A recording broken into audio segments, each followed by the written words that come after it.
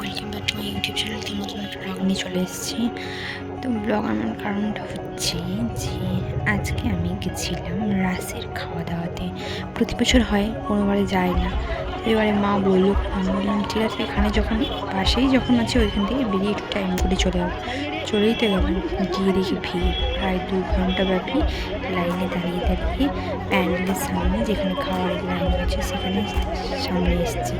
সেখানে এসে আবার দাঁড়িয়ে তারপরে প্রায় কিছুক্ষণ পরে আমরা ভেতরে গেলাম। দেখেছি ভেতরে কতটা জায়গা জুড়ে সবাই বসে আছে, প্রায় প্রতিটা মঙ্গল পড়ছে 1500 জন করে। তাতেও ভিড়ের বালাই নেই, ভিড় যে শেষ হবে সেরকম কোনো দেখতেই পাচ্ছি না। এখনও লোক, আমি গিয়ে যেতে যেতে প্রায় 3টে বাজে, 3টের পরেও এত লোক দাঁড়িয়েছিল আরও লাইনে। তো যাওয়ার পরে পাতা পড়ে গেলো, যেহেতু তাড়াতাড়ি উঠতে হবে, তাড়াতাড়ি খেয়ে এখান থেকে যেতে হবে, আবার অন্যজন এসে এখানে বসবে। তো প্লেট পড়ে গেছে, প্লেট পরে ভাতও পড়ে গেল, আলু ভাজা, ভাত, ডাল, তারপরে কপির তরকারি, ফুলকপির তরকারি, এরপরে অনেকগুলো তরকারি হয়েছিল।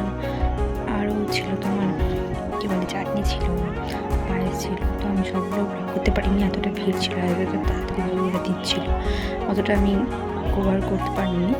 যতটা পেরেছি আমি কভার করেছি। বাট এই ঠাকুরের যে পরমান্ন, এটা একটা অন্যরকম ব্যাপার থাকে। সে যা হোক না কেন, যত প্রচুর মানুষ এই জন্যই এসছে। তো এটা আমার এত বছর পর আমার এটা ফার্স্ট এখানে এসে খাওয়া। আমি এখানে যখন হোস্টেলে থাকতাম তখনও আমি এখানে কখনো আসিনি, কারণ এতটাই ভিড় থাকে। তো সবাই খাচ্ছে, আমিও খাচ্ছি, যতটা পারছি কভার করছি। অনেকে দেখো স্কুল থেকেও এসছে, পাশে দুটো স্কুল আছে, সেই স্কুল থেকেও স্টুডেন্টরা এসছে।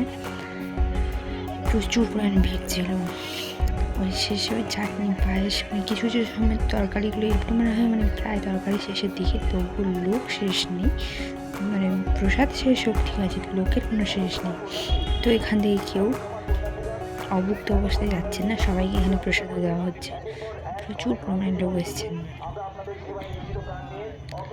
এখান থেকে বেরিয়ে ঠাকুর তো অবশ্যই দেখতে হবে। তো ঠাকুর দেখবো, যেহেতু রাসের লাস্ট দিন।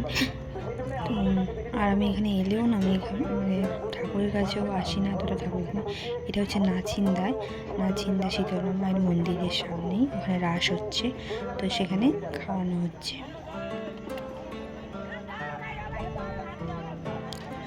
খেতে থাকি, তোমরা দেখতে থাকো। আর হ্যাঁ, ঠাকুরের কাছে তো অবশ্যই যাবো। এখানে দধিমঙ্গলও হচ্ছে, সেটাও একটু শুনবো, তারপরে বাড়ি ফিরে যাবো। যেহেতু এখনো কাজ নেই, খাওয়ার একটু মেলার মধ্যে একটু মেলা তো এখন খোলেনি, কারণ তার ততটা বিকাল হয়নি, বিকাল হলে মেলাটা খুলবে। তো মেলা কথা বাদ, ঠাকুর দেখবো, খাবো। তো একের পর এক তরকারি পড়ে যাচ্ছে, অন্যও চলে এসছে। তো যে যত পারো খাও, কোনো অসুবিধা নেই।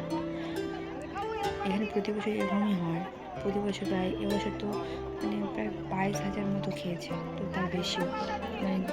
কী বলবো, সবাই প্রায় মানুষ, আর এখানকার এলাকাবাসীরাও তো আসে, তাছাড়া আশেপাশে অঞ্চলের এলাকাবাসীরাও আসে ঠাকুরের প্রসাদ যেহেতু। তো সবাই চায় ঠাকুরের প্রসাদ বছরে একটাবার কি না আসতে চাই বলুন, সে আমি হোক আর অন্যরা হোক। তো চলো, আর তোমাদের